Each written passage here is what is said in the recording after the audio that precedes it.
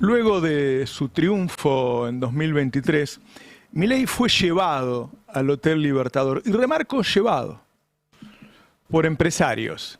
Y ahí se alojó entre el 22 de octubre y el 8 de enero, es decir, un mes de presidente, seguía en el hotel de Elstein, de un empresario, Eduardo Elstein. En ese periodo se armaron las principales leyes, la ley Bases y el decreto 7030. Pasaron por el hotel en más de una oportunidad, la mayoría, en ese lapso, Paulo Roca, Héctor Magneto, Sebastián Bagó, Alfredo Coto, Luis Pagani, Cristiano Rataseu y Marcos Galperín. Ahí se armaron la ley Bases y el decreto 7030. Tanto no disimulado que lo hicieron en las mismas computadoras de los estudios jurídicos que representan a esos empresarios. Lo descubrió Ari Lijalad, porque el Word te marca a quién pertenecen. Los grandes empresarios del país no necesitaron en esta instancia un golpe de Estado para tomar el poder. Pero durante mucho tiempo sí lo necesitaron.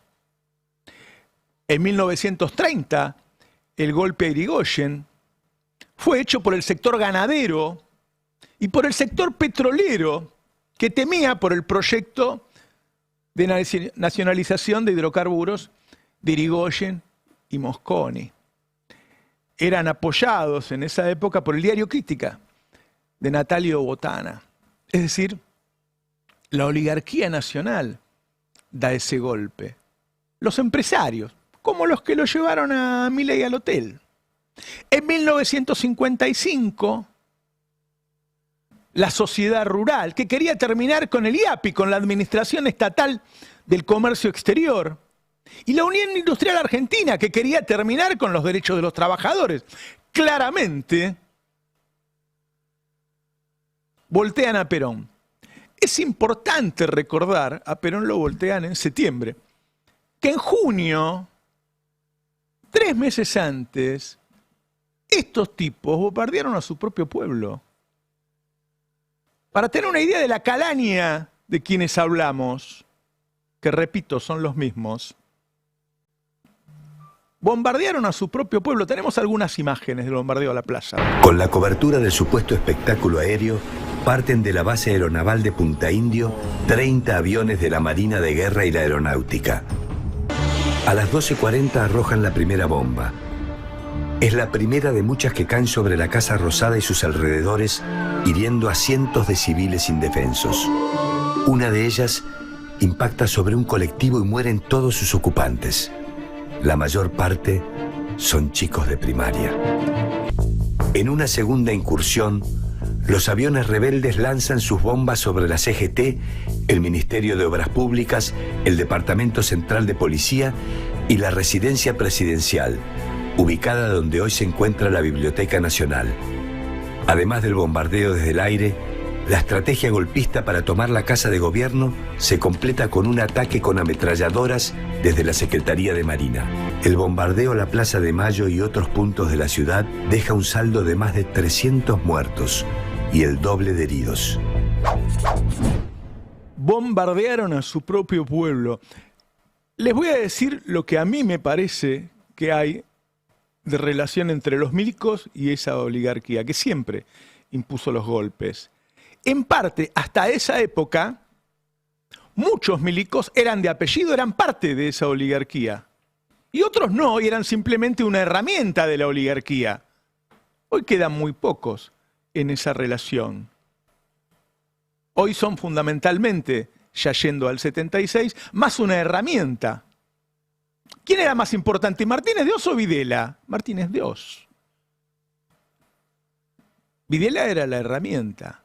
Pero los golpes son económicos. Los golpes son económicos. Otra vez en 1976 uno se encuentra a la sociedad rural atrás del golpe, al sector financiero atrás del golpe y a algunas industrias muy, muy, muy importantes de las que vamos a hablar ahora. Esa vez no se quedaron solo con el golpe. Esa vez secuestraron, esa vez torturaron, esa vez asesinaron, esa vez tiraron hasta 2.000 personas vivas de los aviones, esa vez violaron mujeres, esa vez robaron 500 bebés. El poder económico. Se llevaron a los trabajadores de las fábricas, se llevaban a los pibes de los colegios secundarios, se llevaban a los jóvenes de las universidades, se llevaban a los periodistas de las redacciones, a los artistas de los teatros, los iban a buscar y se los llevaban. Escuchemos un testimonio del juicio a las juntas. Mi hija fue secuestrada el 27 de enero de 1977. La noche del 9 al 10 de mayo de 1978. Preguntaron por mí y me llevaron, detenido. Horacio Ungaro, tenía 17 años. Me desaparecieron 3 sobrinos. Me quemaron con cigarrillos. 10 días encadenado a un palo de pies y manos. Toma la cadena y nos pega a todos los que estábamos ahí. Me tenían siempre metida dentro de un placar. Y me empiezan a dar electricidad. En los ojos, en los oídos. Me quemaron con cigarrillos, me prendieron fuego al vello del pubis. Me estiraron, me torturaron y además me colgaron. También hubo personas que estaban ahí y que tuvieron familia. Les decía que estaba por nacer mi criatura, que no podía aguantar más. Y efectivamente, nació. Quedó colgando del cordón. Se cayó del asiento. Estaba en el piso. Yo le pedía por favor que me la alcancen, que me la dejen tener conmigo. No me la alcanzaron. No hemos sabido más nada de ninguno de ellos, que ya cumplieron hoy 9 años. Eso era un verdadero campo de concentración. Lo que buscaban era, lisa y llanamente, actividad opositora a la dictadura. Años de tortura. Ha sido horroroso, señor, lo que me han hecho. Malvados, asesinos. En estos días en que algunos te los quieren mostrar como que esto fue simplemente una guerra entre milicos y guerrilleros, yo quiero contarte algunas cosas. Recogí algunos testimonios de un informe de CELS sobre qué hacían los grandes empresarios. Hay que trazar una línea en toda la historia argentina entre la oligarquía y los bombardeos al pueblo. Los bombardeos como los de hoy, los bombardeos en los que te sacan los remedios, en los que te sacan la comida, en los que te sacan el tratamiento de cáncer de los pibes. Mirá, Asindar, hablemos de Asindar. ¿Qué cuenta el CELS? Dice, los trabajadores de Asindar no sospecharon nunca que las fotos tomadas en 1975 para renovar el carnet de la fábrica iban a ser usadas como fichas de identificación por los militares que secuestraron a muchos de sus compañeros durante la última dictadura. Les habían mandado a tomar los directivos de la empresa para actualizar las fotografías del personal. Uno de los operarios contó que en una oportunidad su jefe de sección lo llamó para que se tomara la foto de la nueva credencial, pero nunca recibió ese documento. A las 2 semanas, en cambio, la policía lo fue a buscar a su casa. Los agentes que lo secuestraron llevaban como lazarillo la foto que le habían tomado en la fábrica. Asindar, el presidente de Asindar era Martínez de Oz. Mercedes-Benz, rato, te llaman de tu casa. La mentira del hombre de vigilancia era improvisada porque la familia de Héctor Aníbal Rato no tenía el número de la fábrica Mercedes-Benz y jamás lo habían llamado. Rato se imaginó que lo estaban buscando para secuestrarlo y puso una excusa para no ir hasta el teléfono. Un momento después, el capataz intentó hacerlo salir del taller, otra vez sin suerte. Era el 13 de agosto de 1977. Rato dejó su lugar de trabajo solo cuando le dijeron que lo estaban esperando Ronaldo Tasselcook en su oficina. Era el gerente de producción. Allí lo detuvieron. Antes de que los trasladaran, escuchó a Tasselcook indicar a los agentes de la Fuerza de Seguridad la dirección de su compañero de trabajo, Diego Núñez. A las pocas horas, Núñez fue secuestrado de su casa. Días después, el 31 de agosto, los directivos dejaron asentado que la marcha de la producción en la fábrica se había normalizado y aprovecharon para incrementar el ritmo de trabajo y realizar nuevos despidos. La oligarquía atrás del golpe. Molinos Río de la Plata. Los patrones de la empresa hicieron una advertencia que sonó amenaza. Era la última oportunidad que tenían los delegados para retirarse voluntariamente de la planta. Los delegados se quedaron. A las pocas horas, un grupo numeroso de militares ingresaron a las instalaciones y pasaron sección por sección, secuestrando a los trabajadores que tenían registrados en una lista con membrete de Molinos Río de la Plata. Ellos son el golpe.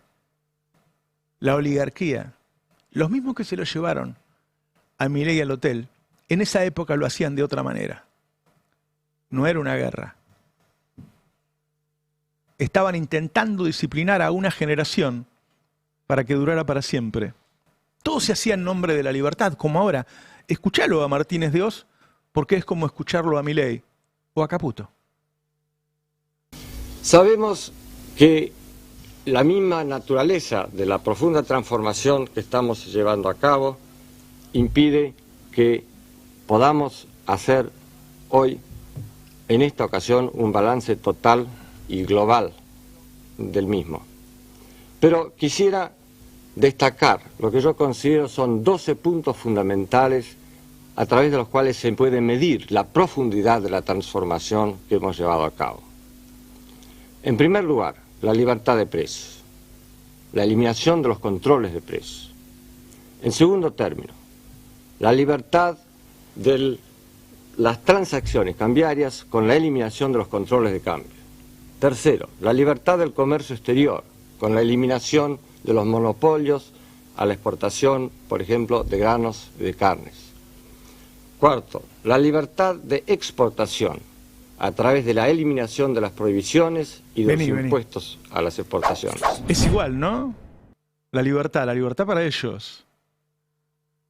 Esto fue lo que pasó en 1976, hace 50 años. A la derecha le encanta decir que fue una guerra.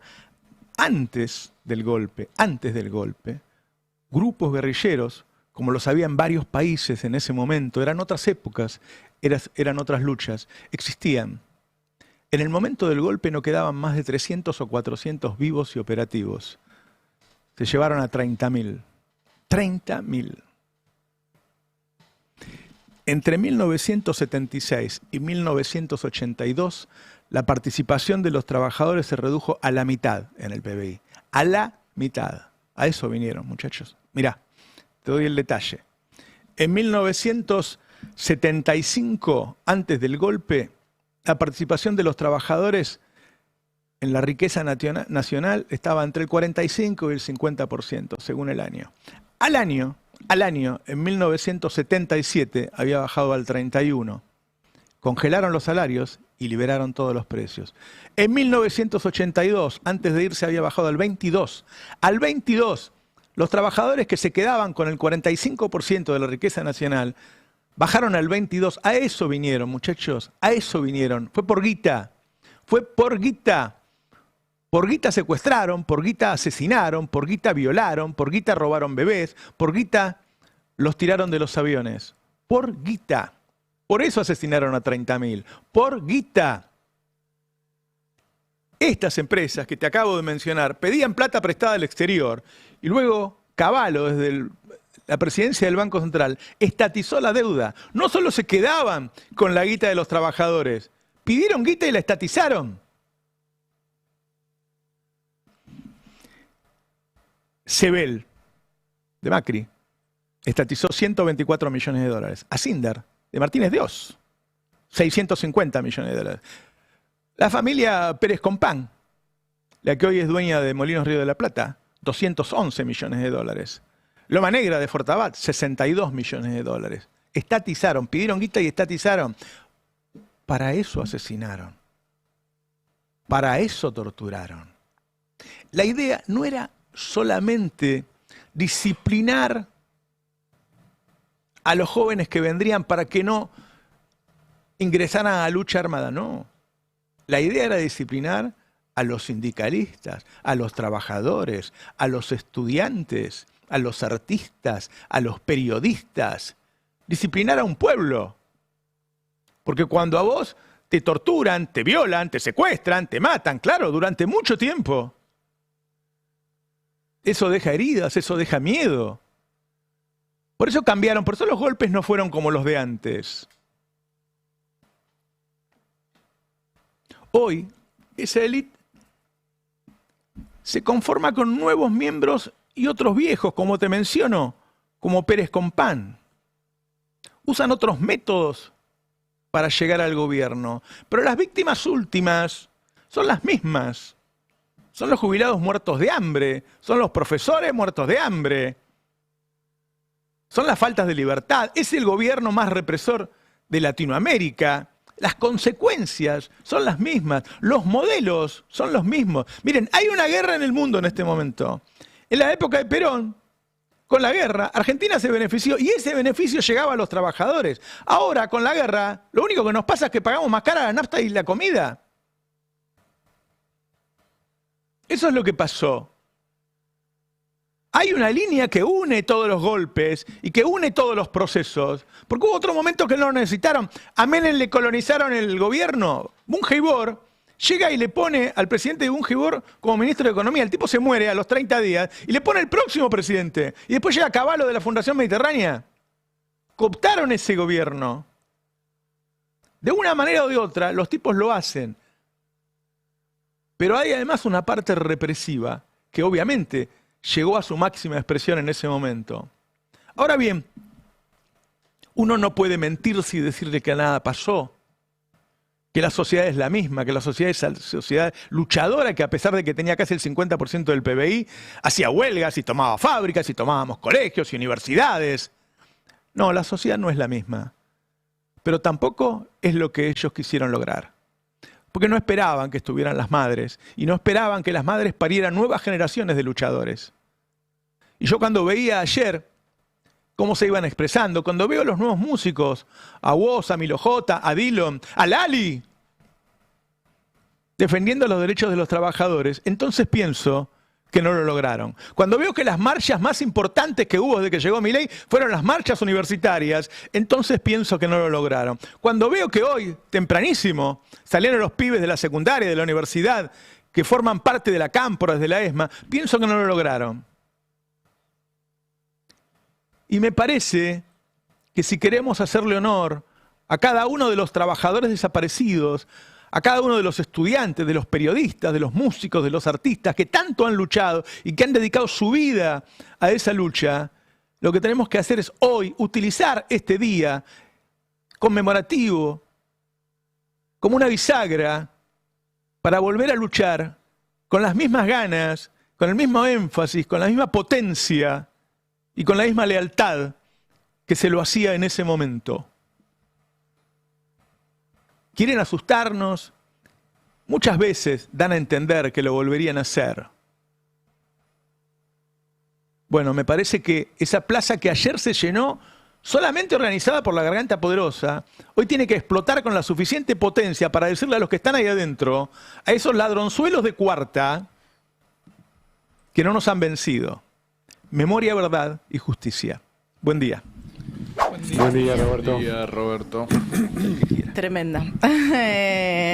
La verdad que es tremendo la antesala de lo que fue la plaza ayer con la Poderosa marca un poco la necesidad también, ¿no? de encontrarse y de marcar los límites, que son los límites de la democracia que supimos construir.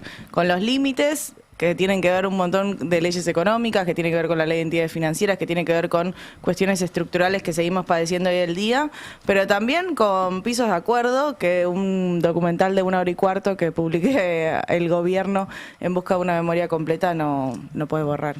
Hoy más temprano pasábamos dos publicidades muy emblemáticas de la dictadura. La de la famosa silla, sí, que estaba la silla nacional que se rompe y la opción que tenías de las sillas importadas, y la del dólar, que te marcaba el techo del dólar y se levánteme el techo por el dólar, y la dictadura te proponía bajar el piso, que era el costo. Y son muy sintomáticas porque te reflejan exactamente el estado actual. Son las dos discusiones que tenemos hoy en la Argentina.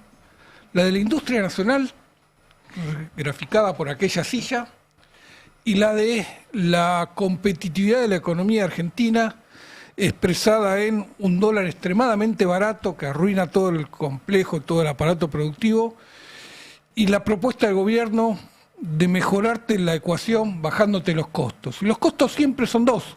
O son los impuestos, que son los que sostiene el Estado argentino, que son los que sostienen la educación pública, la salud, los que permitían llevar adelante un complejo científico y tecnológico que nos ponía a la vanguardia a nivel internacional, o son bajar los costos laborales, que son la flexibilización laboral y eliminar los beneficios asociados al salario indirecto, como las obras sociales o el turismo del que podían gozar del que necesariamente merecen gozar los trabajadores, quienes trabajamos. Es lo mismo. Son dos publicidades de la dictadura emblemáticas. Creo que si uno googlea publicidad de la dictadura te aparecen tres. La de los argentinos somos derechos humanos, ese sticker con los que se recibió a la misión de Jimmy Carter, y estas dos. Ahí se puede ver la de la silla. Que se revivió ayer también por las declaraciones del empresario de Lumilagro, ¿no? Te iba a comentar eso. Uno veía ayer la de Lumilagro, porque Lumilagro hizo toda la parábola, ¿no? De ser la expresión de la industria argentina naciente hace una década, a ser hoy la bandera de esta apertura indiscriminada, mandando a producir todo al exterior. No, increíble lo que pasó allá con Lumilagro, lo comentábamos. Porque también lo charlaban un poco ahí en el pase con Felipe Piña, ¿no? La dictadura fue porque hubo una complicidad de una clase empresarial, dirigente, de medios de comunicación. Hoy veíamos la tapa de Clarín, vergonzosa, ¿no? Con un recuadrito de todo lo que podía decir sobre los 50 años. Yo sé que hay periodistas de Clarín que se sienten muy incómodos con esas situaciones.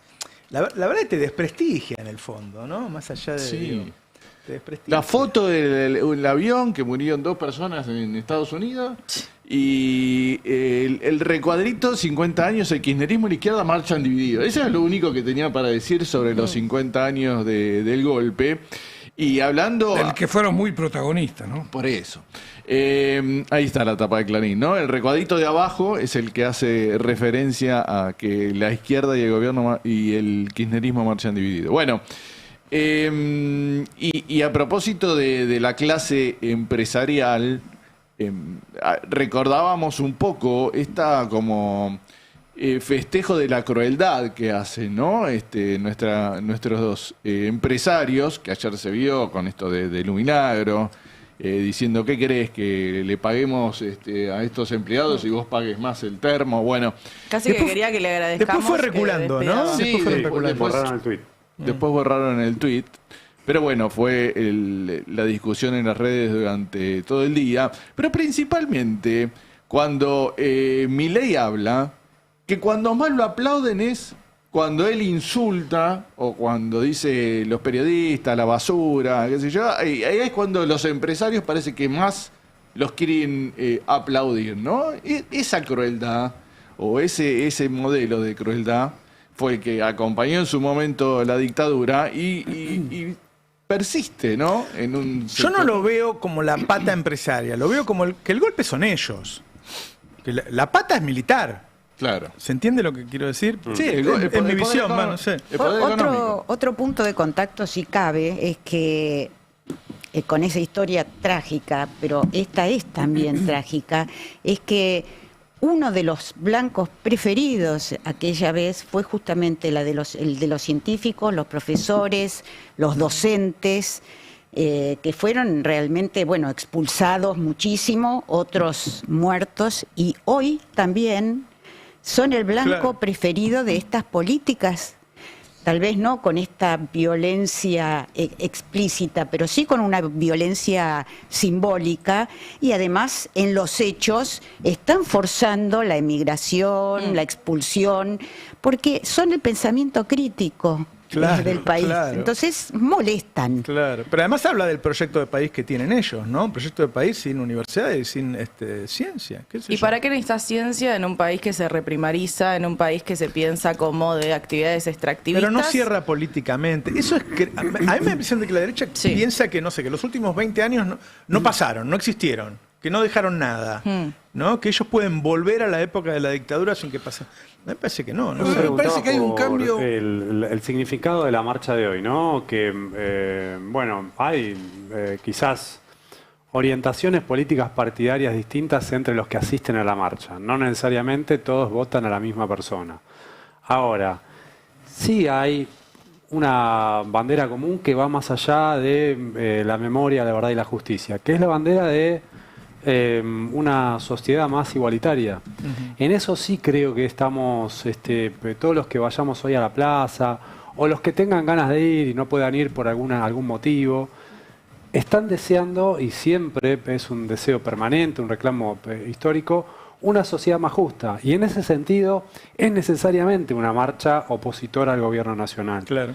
Viste que a veces se discute ese enfoque, esa orientación. No mezclemos las cosas, esto no es en contra del gobierno.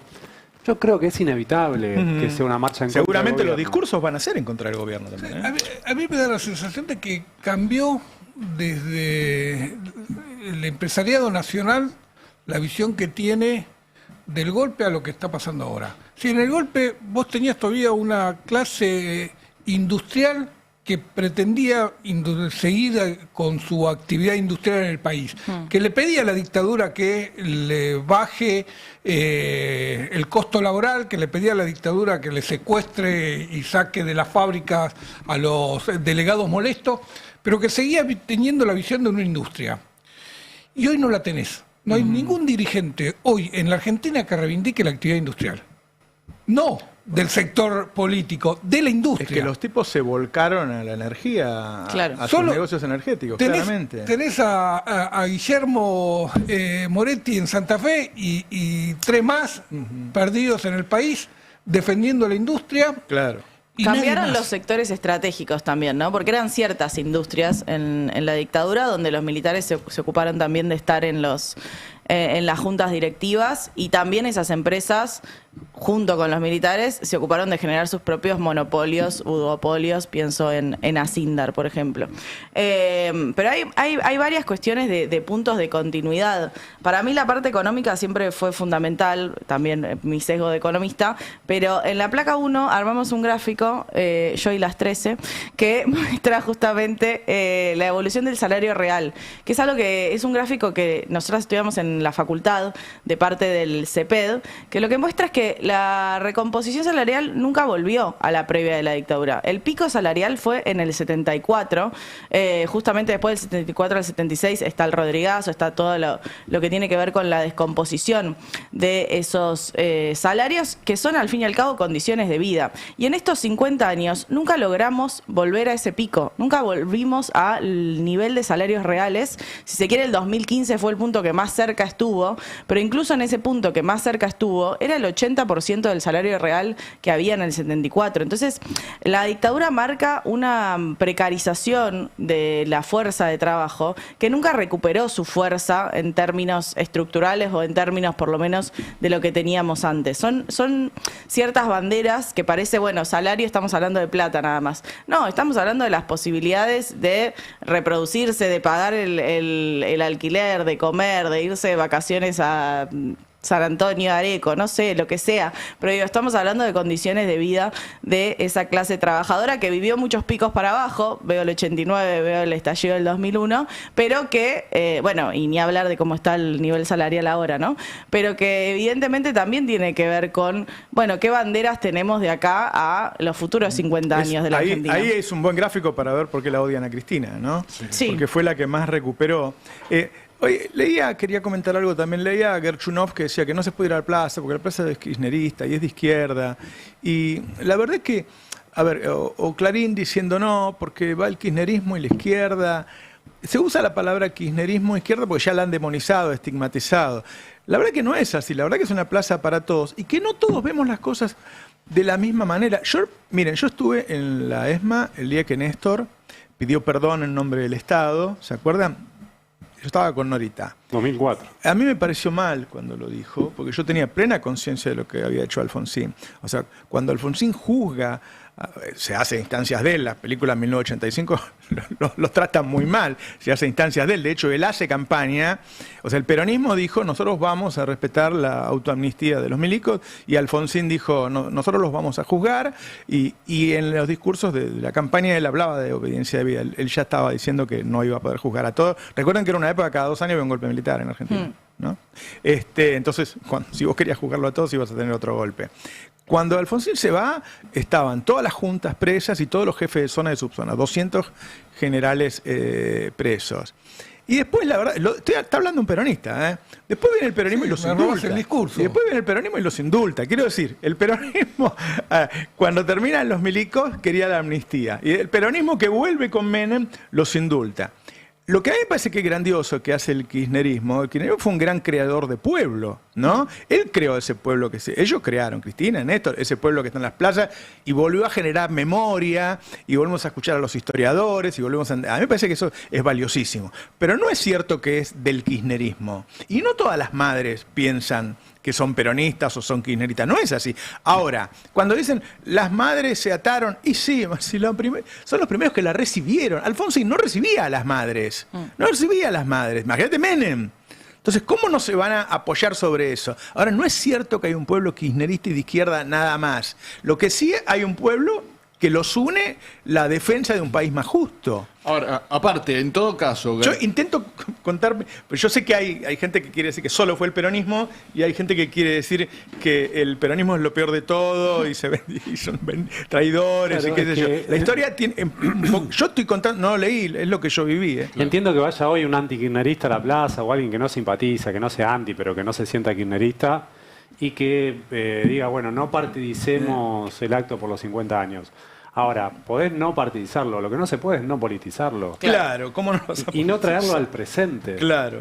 Tiene un significado presente. Gerchunov se tendría que preguntar incluso por qué el radicalismo dejó el vacío. Exactamente. A ver, la Unión Cívica Radical va a las marchas de los 24. Sí, hay centro de estudiantes, está Franja Morada. Como partido, como Franja Morada, como juventud. Hay mucha representación de radicalismo del 24. Digo, sí. Imagino, no sé qué va a pasar hoy, pero el año pasado estaba y en otros años siempre estuvo. Sí, es cierto que es muy pequeña al lado del resto por ahí, pero bueno, eso no moviliza. Por eso, pero es culpa del radicalismo. Él se tendría que preguntar qué pasó con el radicalismo, que en gran medida es aliado de este gobierno, ¿no? En muchas provincias. Claro, el que cambió fue el radicalismo. Y sí. Claro. No tiene que decir por qué va. Que incluso los que tienen ideas como las de Alfonsín, como Moró, que era parte del gobierno de Alfonsín, bueno, terminó aliándose a Cristina, porque no encuentra en su partido el lugar para desarrollar esas ideas. Es que también hay que entender que el 24 de marzo, está bien, este es especial por los 50 años, pero todos los 24 de marzo tiene que ver con una lucha por la democracia. Entonces, hay una pelea que es política, pero que tiene que ver con la constitución de nuestra democracia. Y obviamente que se opone a este gobierno, porque este gobierno se posiciona en esa batalla cultural, y cada 24 de marzo, desde que es gestión, saca un video cada vez más largo hablando de la memoria completa, cuando parte de las banderas de este lado es abran los archivos. Entonces vos decís, sí, memoria completa, perfecto. Sacá todos los archivos que tenés y tengamos la memoria completa. Pero sí o sí es una pelea política con un gobierno que no habla de democracia, no tiene un valor por la democracia. Milei jamás tuvo un valor por la democracia. Entonces, ni por la igualdad. Ni por la igualdad, ni por la justicia, ni por nada que se le asemeje. Entonces, es un buen momento también para quienes están cerca del gobierno para decir, bueno, pará, yo de esto me despego. Yo banco a Milei en la parte económica, que tiene mucho que ver con el plan de Martínez de Oz, pero en un sentido democrático, podría decir la UCR. Que igual es ese discurso, ¿no? Nombra la libertad en todos los puntos. Dice algo que es muy parecido a lo de Milei, porque él dice que van a prohibir, o sea, van a congelar los salarios y van a liberar todo el resto. Milei liberó todo el resto y le puso un techo a las paritarias que durante mucho tiempo fue cero. Es decir, fue congelar los salarios. Es decir, es muy parecido. Es muy parecido. Se usan otras formas. Me parece que hoy hay modos de manipulación que a veces no necesitan la violencia física, ¿no? Aunque un poco hubo, yo tuve 2 días internado, pero la idea es la misma. Y Bueno, por eso yo digo, hay una columna vertebral en toda la historia, podríamos ir más atrás realmente. Los Bungeibor eran muy importantes a fines del siglo XIX. Bueno, Arriazu estuvo, ¿no? Sí, Arriazu, que es como el hombre en las sombras, porque de Cavallo nos acordamos todos. Arriazu estaba un paso atrás de Cavallo y sigue al día de hoy asesorando. Es esa frase de yerba mala nunca muere, pero ¿Y a está quién ahí siempre asesora presente. fundamentalmente? ¿De quién es el economista del Grupo Clarín? Claro. Es que esas cosas te movilizan porque te dan bronca. Y Milei lo cita, digo, a Arriazu como un prócer. ¿Viste el video del 54% de inflación en un mes y 17.000 anual? También de Martínez de Oz, con las cifras exactas. Exacta, la misma. Parece que lo hubiera estudiado Milei a Martínez de Oz. Sí, cuando uno recuperó ese video de Martínez de Oz, entendió de dónde venía los 17.000 de Milei. Pero es que no puede ser casualidad, no me digas. No es casualidad, no es casualidad. No. Y en términos del modelo económico, yo vi Plata Dulce el año pasado de nuevo, que es una película que siempre recomiendo porque desde lo cultural te llega distinto, y es el mismo modelo. Es el mismo modelo de la gente viajando al exterior, trayéndose todo, y el tipo diciéndole, ¿para qué vas a tener un galpón produciendo? Acá tenés que poner la plata a trabajar. Nadie entiende qué quiere decir eso. Pero es ese modelo de valorización financiera y es lo que te dice Caputo hoy en día. ¿Qué vas a hacer con los dólares? Vení, dámelos a mí, que yo te los valorizo. Hay una época posterior a la dictadura que era muy interesante en términos de arte, en términos de música, de libros, de la tele de esa época, Nosotros y los miedos, Compromiso, Cosas juzgadas, una cosa impresionante. Hubo todo un arte antes de la dictadura, durante la dictadura y posteriormente la dictadura, que creaba conciencia. No había, después de los juicios a las juntas, nadie decía en voz alta que estaba a favor de la dictadura. Nadie decía en voz alta que estaba a favor de la dictadura. Esto que está pasando ahora era impensable. Bueno, ahora se están destruyendo todas esas instituciones y además atemorizando. A uno le pasa muchas veces como periodista que querés hablar con gente de instituciones científicas y te dicen, no puedo hablar. Claro, ¿no? claro. Hay mucho temor. Estaba pensando en Adorni con las prebendas que se le conocen ahora, pero más con Caputo, con la famosa colocación del bono a los 100 años, que después nos enteramos lo había comprado su propia consultora a través de paraísos fiscales, y lo que fue la corrupción estructural de la dictadura, donde tenían prácticas muy parecidas, porque Martínez Oz estatizó la Ítalo-Argentina, la compañía Ítalo-Argentina de electricidad. Recién Felipe Piña recordaba que había sido por 2.000 millones de dólares, por 500 millones de dólares cuando valía 50. Y que Martínez de Oz se eliminó el impuesto a la sucesión para no tener que pagar su herencia. Por su herencia. Por su herencia. Y aún hoy te transmiten la idea de que la dictadura era el orden, la dictadura era la profundamente corrupta era la dictadura. Claro, la dictadura que eran honestos. Eran honestos, eran militares honestos que venían a traer el orden al país. Y fue una dictadura extremadamente corrupta desde lo estructural, con el endeudamiento de las empresas para financiar el dólar barato y con la estatización de la deuda de los privados, y fue una dictadura corrupta desde lo individual, desde tipos que se sancionaban leyes a medida. Ahora rompieron mucha organización, ¿no? El poder de la organización gremial en esa época era tremendo, tremendo. Las huelgas, las tomas de fábrica, todo era... ¿Viste que ahora los chicos tomaron el colegio?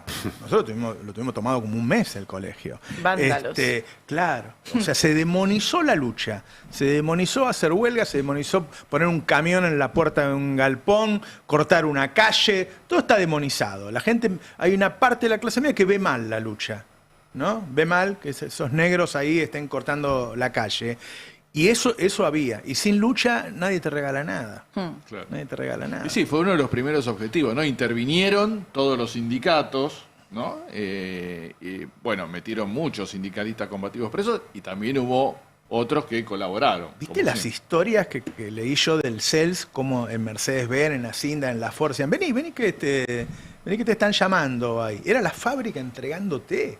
Dicen que era una guerra, ¿eso era una guerra? Sacar a los trabajadores de la fábrica, hacer una guerra. Tema. Cuando hacen este video, que ya no sé si tengo ganas de verlo, creo que no lo voy a ver. Nadie. Yo no lo voy a ver. Y no. Además, ellos quieren que hable de eso y yo voy a seguir hablando de que son unos chorros, de que son unos atorrantes, de que este pata sucia no tenía nada y ahora tiene un montón de casa, Dorni, qué sé yo. O sea, hay que hablar, no hay que darles bola con eso. Pero es totalmente, o sea, hablan de la memoria completa, como vos decías, cuántos cuadros operativos quedaban al momento del golpe. 300, 400. Y obviamente que apuntaron a esto, cómo hacemos para bajarle el salario a los trabajadores, atacamos a los sindicatos, atacamos las organizaciones combativas, etcétera, etcétera, no importando ya el tema de la lucha armada. Ellos hacen un video hablando de... Es que la lucha armada terminó siendo una excusa para el rapiñaje de los militares que no estaban encumbrados en el poder. Además se dio, guarda, recordemos también lo que había antes, estaba la AAA. Claro. Matando gente de izquierda. Sí. Repito, porque a mí me gustaría que haya unidad del campo popular y que dejemos de pensar que son Boca y River, ¿no? Que uno es el peronista y el otro es el radical y el otro es el de izquierda, qué sé yo, porque hay que pensar siempre en el conflicto principal, y el conflicto principal son ellos. Entonces, todas esas divisiones que generan, que son estúpidas, no tienen ningún sentido.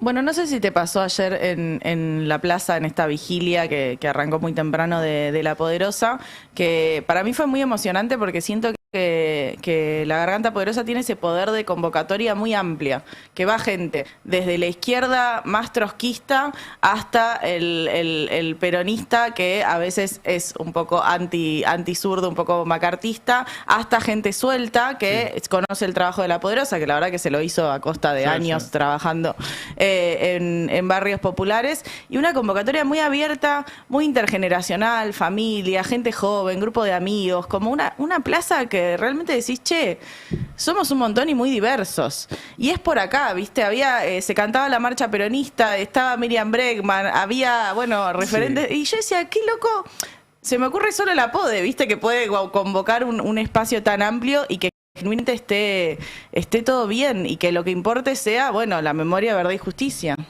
Me contaba Nacho que fueron a Ecuador, están creciendo en Ecuador, en Colombia, en varios países de Latinoamérica, La Poderosa. Sí, están con un laburo regional muy, muy importante, y además eso, Argentina, nosotros porque lo vivimos desde adentro, pero Argentina es pionera en organizaciones populares. Entonces ellos llevan su organización a los otros países. Yo lo vi en acción en Perú el año pasado, y claro, les dicen cómo nos organizamos acá y están armando su especie de latinoamericanismo poderoso. Y ahí la mesa donde estábamos nosotros con Ari, y estaba Rey, que hoy está en el lugar hace tiempo, qué sé yo, a mí me parece un encanto Rey, estaba el gato, estaba yo, estaba distintas generaciones, estaba Anguita. Seguramente debe haber un montón de matices entre los que estábamos sentados ahí. Es decir, hay que dejar de tratar esto como un partido de fútbol, y la verdad... También, si uno quiere meterse, tiene que ser riguroso. No tiene que decir, no, porque No, la historia no es tan simple, la historia, la verdad. O sea, para mí es muy importante. O sea, para mí la creación de... Una vez en un asado estábamos comiendo con Cristina, se lo dijo Víctor Hugo, me pareció maravillosa su frase, no me va a salir justa, pero Víctor Hugo le dijo a Cristina, ustedes no han creado una gran clase dirigente, pero han creado un pueblo maravilloso. Y es cierto, fueron creadores de pueblo.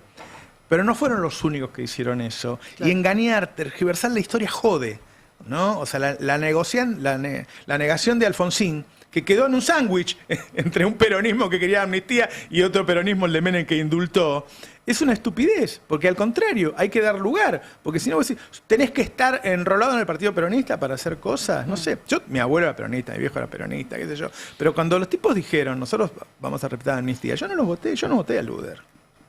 Entonces, los principios de uno tienen que estar por arriba de la camiseta partidaria. Me parece a mí, ¿va? Sí, totalmente. Aparte, son tan lindas las movilizaciones de 24 de marzo. Le decimos a Gerchunov y a todos los que están en la misma condición. ¡Que vayan! ¡Que vayan! Porque aparte, son bienvenidos. Yo, por ejemplo, nunca fui detrás de una bandera ni de un partido. No, pero además, no tenés que enojarte de esa manera. Yo ese día, cuando Néstor dijo, perdón, en nombre... Néstor luego se disculpó por eso que dijo, ¿eh? O sea, alguien le dijo, che, eso no estuvo estuvo bien y él se disculpó. La con el propia tiempo. Cristina lo marcó alguna vez, que esa frase había sido desafortunada en un acto maravilloso, ¿no? Maravilloso que no vamos a olvidar. Claro, en un acto maravilloso. Pero quiero decir, la unidad del campo popular es muy importante, uno no puede estar con camisetas nada más. Y después, ayer me gustó, a Bianco le hicieron una nota en Radio con Vos, y a él le dijeron si se uniría con Víctor Villarroel, y dijo, no, de ninguna manera, nosotros jamás. Bueno, eso sí, si vos no marcás límites hasta dónde llega la unidad, y no es tan difícil, muchachos, es la dictadura. El límite es la dictadura, no es tan difícil. Y lo que reivindican a la dictadura, no es tan difícil de marcar, decir, ay, no, es difuso. No, no es difuso. No es difuso. Si vos querés, es el mismo espíritu que se da en una marcha, que se dio en la marcha universitaria. Claro, absolutamente. La marcha universitaria también reunió claro. al radicalismo universitario sobre todo, y a todo el peronismo, y a la izquierda. Por eso digo que me parece que la bandera de la justicia social nos une a todos los que vamos a estar hoy en la plaza, los que estuvieron ayer. Y Garchunov, si se quiere subir esa bandera, que... Cristina hizo una gran reivindicación de Alfonsín, ahora me estaba acordando. Cuando lo llevó a la Casa Rosada. Hizo un homenaje en la Casa Rosada, claro, Alfonsín, en vida. El busto, claro. Antes del fallecimiento, claro. Bueno, escuchaba, ¿sabes? Porque si le decía a Alberto alfonsinista como un insulto, insultalo con otra cosa. Bueno, Guado de Pedro ahora dijo, fuimos demasiado radicales, no quizás Claro, refiriéndose a Alfonsín, pero escuchaba a Alfonsín justamente estos días, hay un video que está circulando en el que él destacaba cuál es la característica de ser un progresista. El que en ningún momento en esa contraposición que hay entre los valores de libertad e igualdad, él dice, el que puede a la vez luchar por la libertad y por la igualdad. Me parece que es bastante sencillita, claro, pero que Alfonsín, se puede suscribir. Especialmente durante el gobierno de Carlos Menem, tiene muchos discursos advirtiendo que la construcción de un frente nacional tenía que ser transversal, como después lleva adelante Néstor, y con la integración de los movimientos sociales. Alfonsín es el primero que habla de integrar a los movimientos sociales a la política, porque dice, sin ellos no vamos a poder... Lo que pasa es que hubo otro radicalismo, ¿no? El radicalismo de derecha, el radicalismo de Balbín, que bueno, lo entregaba a Perón, que hubo otro radicalismo. El de ahora. El de ahora, claro, el de ahora. Pero también hubo otros peronismos. También hubo otros peronismos. Claro. ¿Qué sé yo? Ahora, este momento, y volviendo un poco al presente, me parece trascendente para que un día como ese sea una bisagra. Porque el gobierno está débil. A mí me da la impresión de que hay una buena parte de la población que se dio cuenta, en estos meses que la gente está tan mal, verlos, esa rapiña que hacen, que es... Yo te digo la verdad, cuando yo vi al principio lo de Adorni, dije, bueno, es una boludez, fue con la mujer, bueno, qué sé yo. Claro. Después dijeron, bueno, fue Uruguay. Bueno, un capítulo de Borges parecía. Claro, exactamente, ¿no? Para nuestra política eso es poco. Ahora, claro, ahora que ves que el tipo le aparece en casa por todos lados. Una por semana, es el ritmo. Bueno, no, lo que claramente rompe el discurso de ellos. Si tu principal discurso es ese, después no podés. Resulta que te aparece una casa de Martino Trancaballito, otra cosa. Además, después de una campaña electoral que era Adorni es Milei. Entonces vos decís, bueno, ellos ¿quién tienen es Adorni? Por eso todos estamos pensando que no va a quedar. Porque además él tiene que hablar. Él era la voz de Milei. Y ahora resulta que está Milei defendiéndolo a él.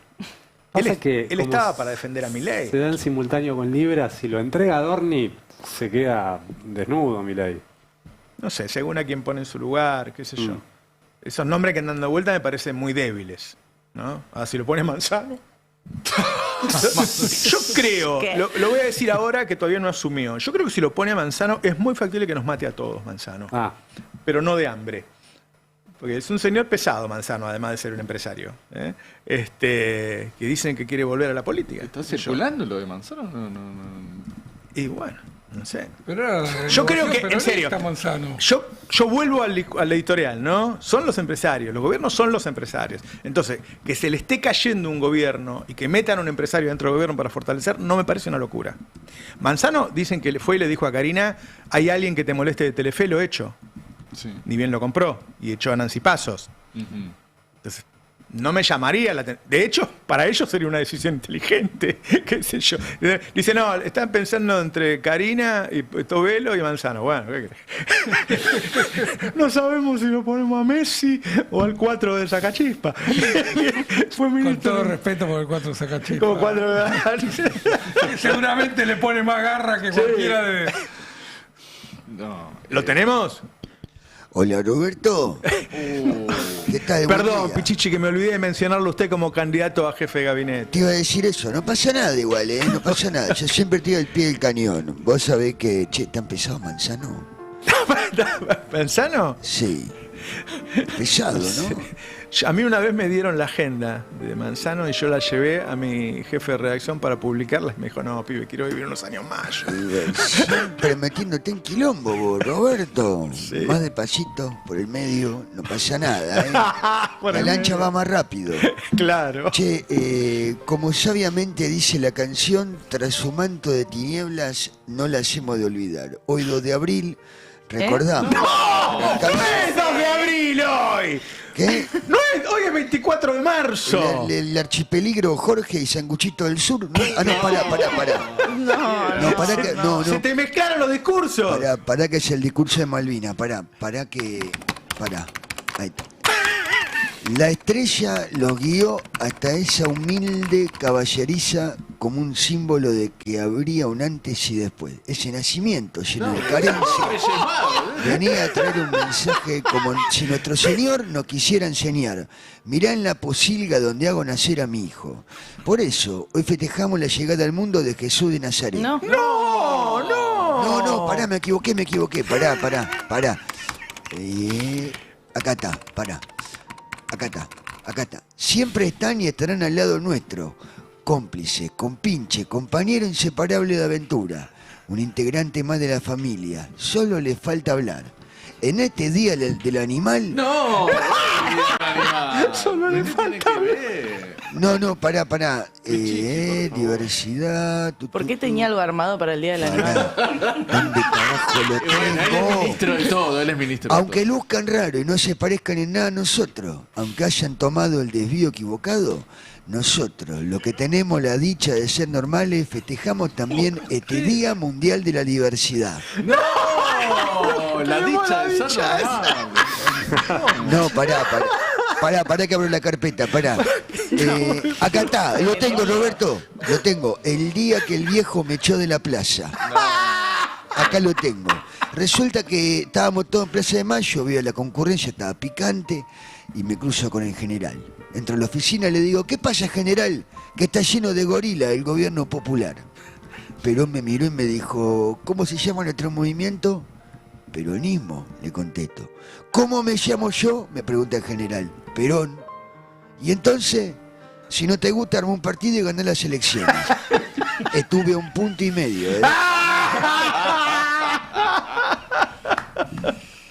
Qué bárbaro. Che, una de las cosas que sigue sorprendiendo mes a mes es la morosidad. Sí. ¿No? Yo leía que vos tenés como tema la estrategia de los hogares para llegar a fin de mes. Una de las estrategias indudablemente fue endeudarse. Completamente. Es un estudio del Instituto Argentina Grande. Lo tenemos en la placa 2. Bueno, prácticamente la mitad de los hogares no llegan a fin de mes, el 47% para ser exacta. Y quienes son más perjudicados tiene que ver con las mujeres y la clase media. ¿Qué tiene que ver estas estrategias? Bueno, en primer lugar, gastar los ahorros, después pedirle plata a conocidos, o sea, pedirle plata a familiares, a amistades, afectos, y luego le sigue el endeudamiento con entidades financieras y por último ya vender pertenencias, ¿no? Vender el auto, la moto, lo que sea, para tratar de llegar a fin de mes. Electrodomésticos y cosas que vas dejando de usar en tu casa.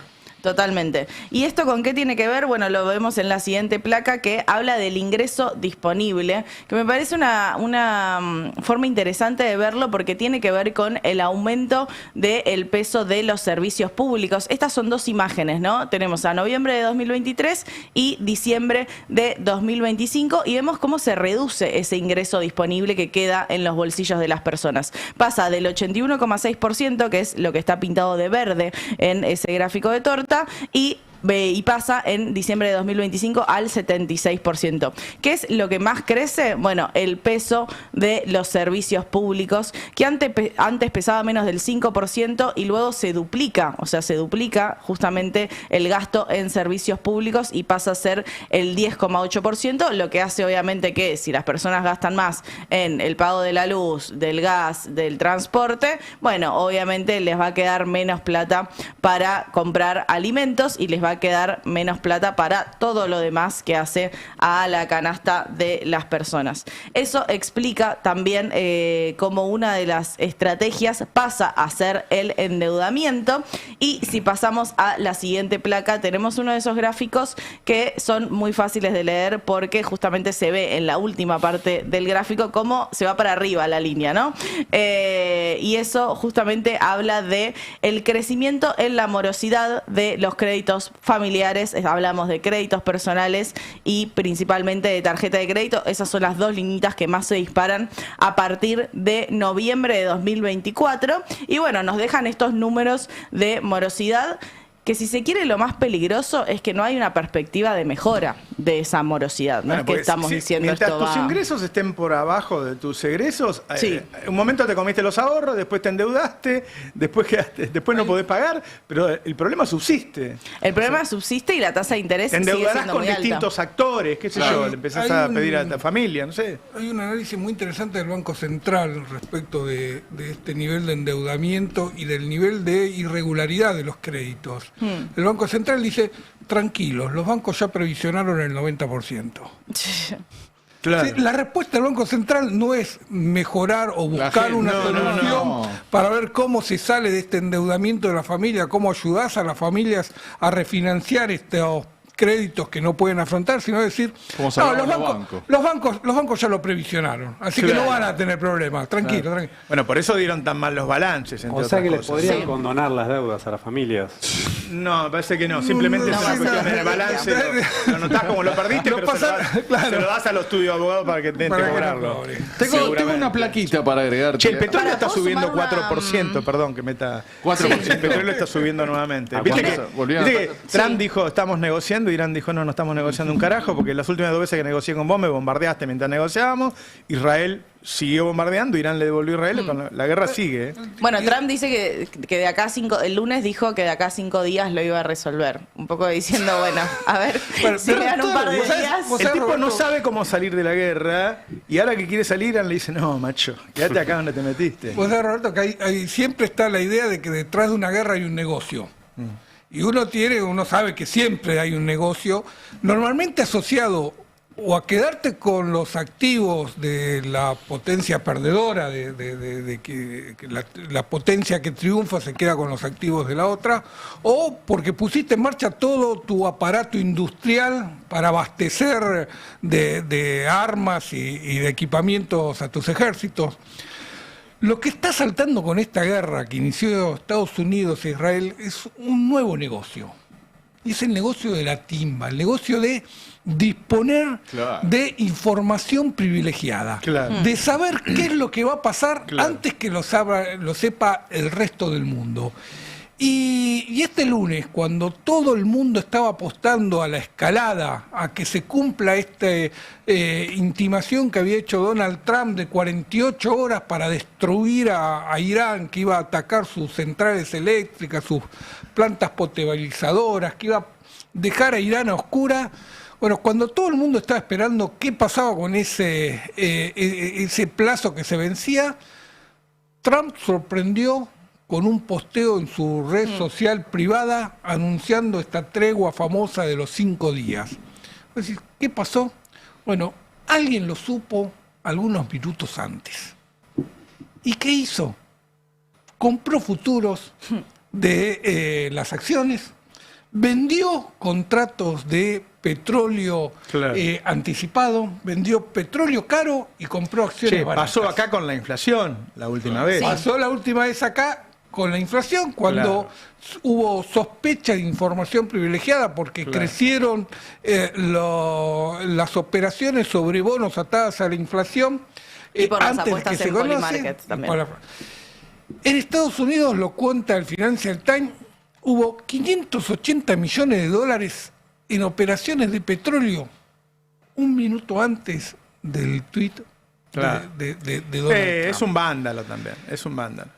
Che, tenías el tema de las políticas, ¿cómo fue desarmando las políticas de memoria, verdad y justicia? Sí, Milei? hay muchas. Después, hay muchos puntos para repasar. Nora va a hacer un detalle de lo que es el Banco Nacional de Datos Genéticos, totalmente desfinanciado también. Pero tenemos en placa, ya te digo, en placa 4, un punteo de la demolición de estas políticas. Concretamente, y tomándolo como un todo, el gobierno redujo la planta de trabajadores dedicados a estas políticas y recortó presupuesto. Redujo el personal en un 40%. Además, el Poder Ejecutivo abandonó su rol como querellante en los juicios de lesa humanidad. De hecho, hay un caso muy particular, que es el caso del primer cuerpo de ejército, en el que en mayo del año pasado la Subsecretaría de Derechos Humanos, degradada Subsecretaría, pide la suspensión del trámite de la causa, del juicio, porque dice que no tienen el personal suficiente para hacer frente a su rol como querellante. Después simplemente retira la querella, pero le pedía al juez de la causa que detuviera la investigación porque ellos no la podían seguir, porque al haber despedido a muchos abogados que cumplían el rol de querellantes, no tenían personal para hacer el seguimiento de la causa. O sea que el propio Estado, el propio Poder Ejecutivo, por el despido de personal de las áreas de la Subsecretaría de Derechos Humanos, pide que se detenga un juicio de lesa humanidad. Además de todo esto, se redujo el personal de centros de asistencia a víctimas. Se desmanteló un programa del Inca que desde el año 2009 grababa las audiencias de los juicios para tener un registro histórico. Ya no hay más grabaciones oficiales. Hay un bloqueo en el acceso de los archivos. Se disolvió un equipo que funcionaba en el Ministerio de Defensa, que era el equipo de relevamiento y análisis documental, el ERIA, que se encargaba justamente de revisar, acceder y revisar todos los archivos de las Fuerzas Armadas para asistir de esa forma a jueces y fiscales en juicios de lesa humanidad. Hoy en día, a partir de distintas decisiones administrativas y de decretos que tomó el gobierno de Javier Milei, ya no existe ninguna oficina en la Administración Pública Nacional que tenga acceso irrestricto a la documentación de las Fuerzas Armadas. Son las propias Fuerzas Armadas las que deciden si le dan un documento o no a cualquier otra oficina del Estado. Además, un vaciamiento de los sitios de la memoria, se recortó presupuesto y se despidió personal. Pero lo más grave para mí está en placa 3, que es la obstaculización de la búsqueda de niños apropiados, ¿sí? Se robaron, se estima, unos 500 nietos durante la dictadura. Se estima que todavía restan encontrar a unos 300. Y esa tarea que llevaron adelante las abuelas de Plaza de Mayo durante tantos años, muchas veces a partir del año 2003, sobre todo con asistencia del Estado, que hizo posible que la justicia avanzara y que identificara a muchos chicos que habían sido, hoy adultos, que habían sido, que se les había sustraído su identidad durante la dictadura. Hoy eso es lo que está en juego y me parece lo más grave de todo. Si querés, Nora, hacer referencia a lo que está pasando con el Banco Nacional de Datos Genéticos. Sí, la verdad que es un desastre, ¿no? Porque el Banco Nacional de Datos Genéticos es un ejemplo virtuoso de cómo la ciencia y la sociedad pueden trabajar mancomunadamente, ¿no? Siempre había un científico que hace mucho se exilió en México y se quedó a vivir allá, Pirincho Cereijido, que decía, no hay que apoyar a la ciencia, hay que apoyarse en la ciencia. Y las abuelas estaban desesperadas buscando a los nietos, hago un paréntesis, mujeres, siempre son las mujeres las que van al frente, ¿no? Y leyeron de casualidad en un diario de La Plata que se había podido identificar a un hijo por el vínculo con su papá estudiando una gotita de sangre. Entonces empezaron a pensar, ¿no se podrá hacer lo mismo con los nietos, pero tenían el problema de que faltaba una generación. Bueno, viajaron por 12 países hasta que en 1982 viajaron a Washington a una reunión donde de casualidad, bueno, digamos porque tenía que ver con derechos humanos, se encontraron con Víctor Penchazade, un gran genetista argentino que justamente estaba en los Estados Unidos porque se había tenido que ir. Y le hicieron esta pregunta. Y Víctor les dijo, déjenme pensarlo, porque es algo que todavía la ciencia no resolvió. Habló con distintos expertos y finalmente dio con Mary Claire King, una heroína para la Argentina, una persona maravillosa, genetista, especialmente, digamos, en la estadística genética estaba especializada. Hace muy poquito, 1 o 2 años, la Facultad de Ciencias Exactas le dio el doctorado honoris causa, vino, dio una conferencia hermosa, y ella empezó a darle vuelta al problema hablando con las abuelas, y juntas, bueno, ella puso toda su expertise técnica, encontraron una fórmula que prueba con 99,99% de seguridad que un nieto o nieta corresponde a una cierta abuela. Y bueno, la Argentina fue pionera en el mundo, eso no existía. Lo empezaron a implementar, primero llegaron Víctor y las abuelas hicieron sede en el Hospital Durán, porque tenían que empezar a analizar los casos que iban apareciendo. Hasta ese momento se buscaba por indicios, por parecido físico, en fin, todas cosas que no permitían probar el vínculo.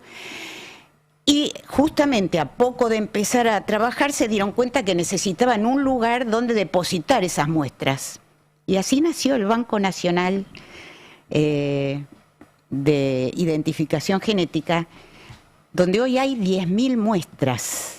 Es el custodio de esas muestras, el Estado es custodio de esas muestras, se trabaja, reciben 120 pedidos por mes, más o menos aproximadamente, de personas que quieren averiguar si su identidad corresponde a desaparecidos, que tienen estos problemas de filiación, pero también hacen otras tareas porque son y fueron el semillero de la genética forense en la Argentina. Entonces, son un centro de referencia, no hablemos en la región, Perú, Colombia, que también tienen problemas de desaparecidos, sino en el mundo. De hecho, en el mundo hay una asociación de genética forense y la Argentina tiene un número enorme de integrantes de esa asociación. Tenemos la foto, en la placa número 2, la foto icónica de Mary Claire King con las abuelas. Allí están en sus comienzos, trabajando juntas, porque lo hicieron juntas esto. O sea, ella puso la sabiduría técnica, pero...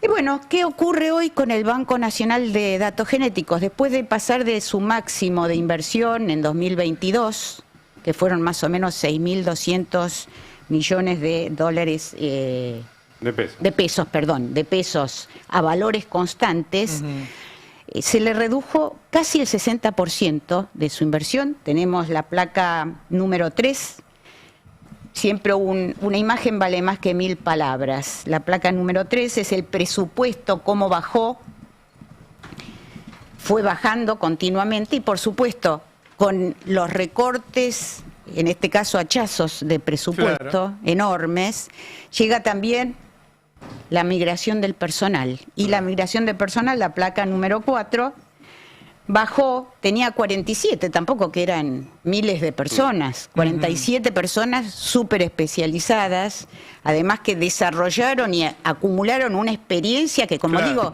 la Argentina fue pionera en el mundo, o sea, no es que podían ir a otros lugares, trabajando en conjunto con el equipo argentino de antropología forense y con el servicio de datos genéticos de la Facultad de Ciencias, de Huellas Digitales Genéticas de la Facultad de Farmacia y Bioquímica, desarrollaron una experiencia que sirvió de ejemplo en otros países. Bueno, perdió el 30%, más o menos 34% de su personal.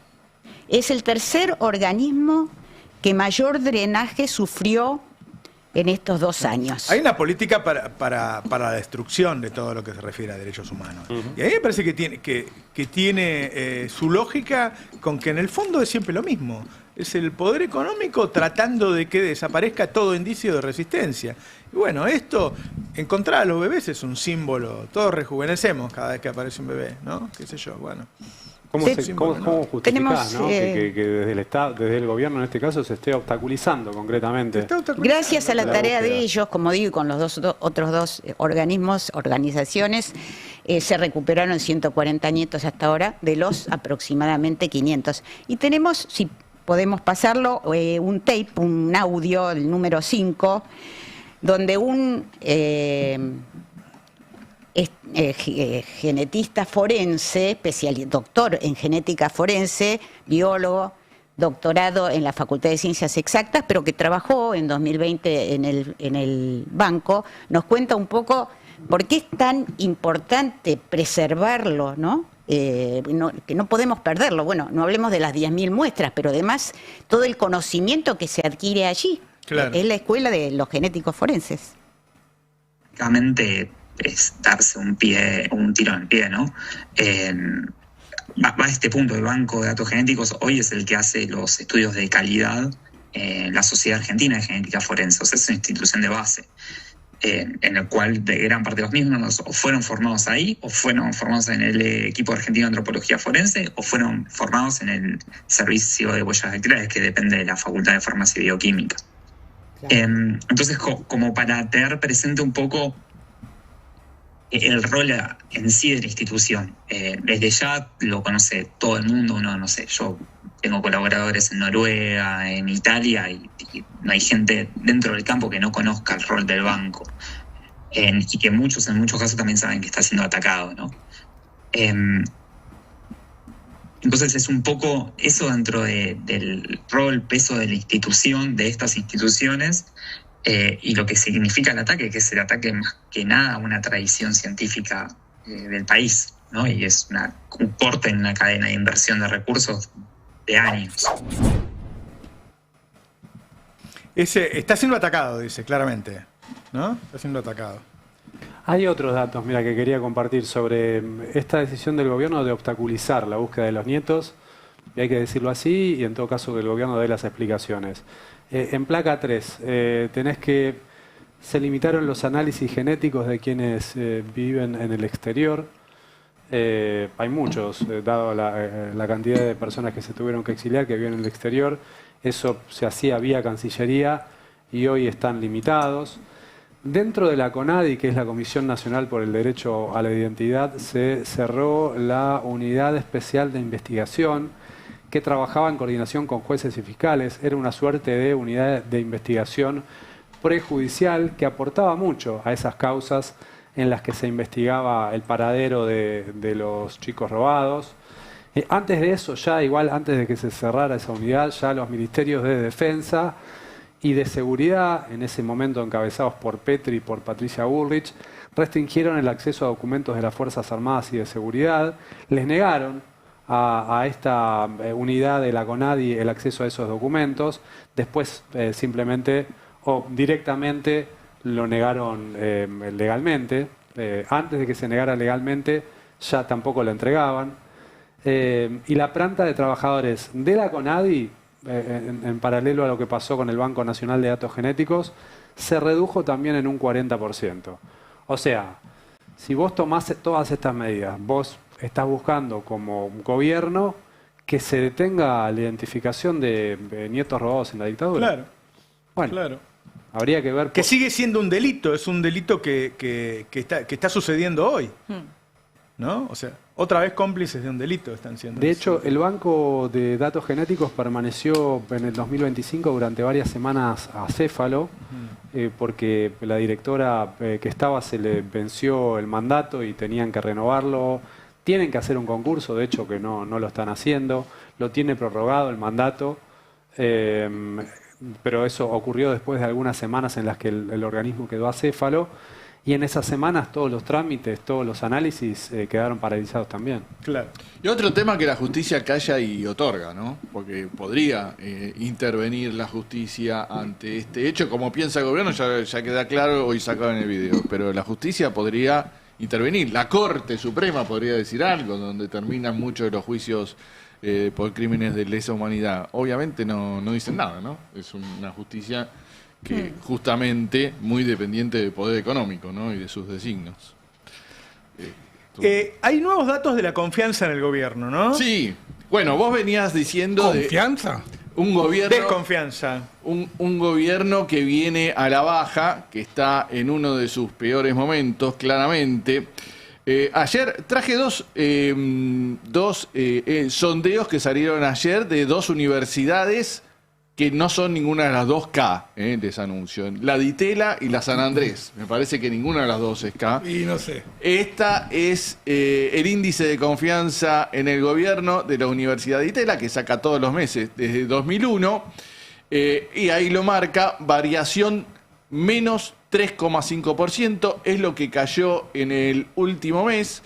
Pero el dato es que van 4 meses consecutivos de caída del índice de confianza, que se suele mencionar como un predictor, ¿no? Es lo que predice lo que va a salir en otras encuestas. Van 4 meses de caída desde diciembre. Pero es que da justo, no es casual, ¿no? Es cuando empieza la caída fuerte, cuando crece la morosidad.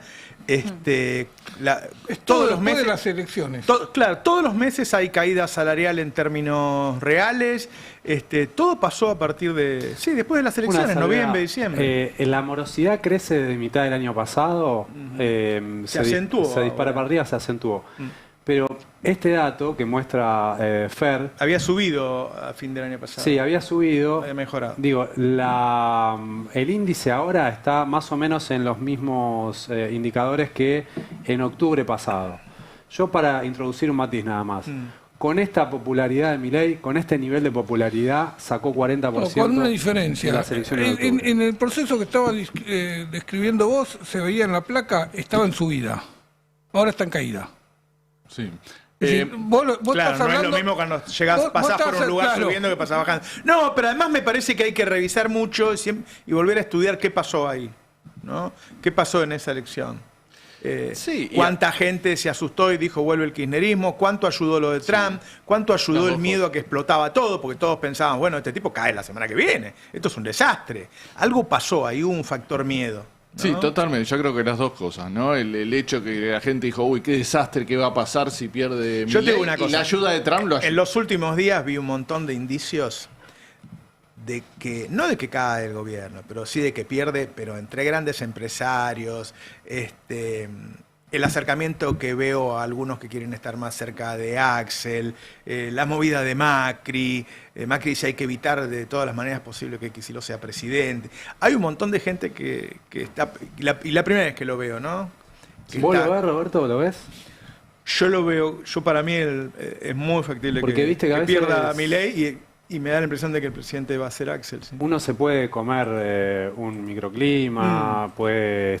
yo me lo pregunto muchas veces. A veces lo que vos querés influye mucho también en tu análisis. Es habitual que nos pase. Sí. ¿No? Estamos todo el tiempo queriendo ver, y yo me hago cargo de esto que digo, que hay un quiebre entre Milei y la sociedad. Sí. Y yo creo que después está la ingeniería electoral, ¿no? Vos después podés ganar con un 30, qué sé yo. Después está la ingeniería electoral. Después pasan cosas. Después hay que ver qué pasa dentro del peronismo. En el marco del peronismo también hay mucha gente que no quiere que sea Kicillof el presidente. Por eso, pueden pasar muchas... Yo lo que... A mí me parece que uno no vuelve de un deterioro así tan fácil. Y yo no veo que cambie. Me parece que lo principal es eso. Si vos decís, bueno, ¿va a cambiar ahora? No. Yo no vos fíjate que el tipo de cambio se retrasó en los últimos 3 o 4 meses otro 8%. Sí. Eso es más importación, por lo tanto menos producción. A mí todo me dice eso. Ya estás en un nivel donde el tipo de cambio no te incentiva las importaciones porque tenés una caída tan fuerte del consumo interno que ya, claro, no estás importando ni bienes finales ni bienes intermedios. ¿Y no notan ustedes también Nada. un cambio en la gente que hablan y que estaba muy cerca de Milei y que ya no tiene el mismo entusiasmo? Sí, gente que, bueno, saliendo encuestas, pero lo marca Gila Vilker en esto de la paciencia social que se va agotando. Sí. Pero sí, en sobremesas familiares. Pero además sí. no estamos en una época de crisis de los estados-nación en donde los presidentes duran un mandato, donde lo más factible es que duren un mandato, porque no donde hay puede un desgaste de la política claro, muy rápido. No puede satisfacer la demanda. Y después hay algo que yo vi, que ustedes son periodistas, me imagino que lo deben haber notado, lo que pasó con Clarín y el Diario de la Nación. En las últimas 2 o 3 semanas, un cambio así. Los tipos han decidido cruzarlo, no sé hasta dónde son capaces de llegar, pero las notas sobre Adorni de Clarín parece que fuera Hitler. Bueno, el Y vos editorial decís, que- loco, El caso Libra. La Nación con el caso Libra. La también. Nación con el El caso título Libra. del editorial de Carlos Pañi ayer, Manuel Adorni, fin. Claro, claro. Sí, muy fuerte. Hay gente que juntó muchos enemigos también, ¿no?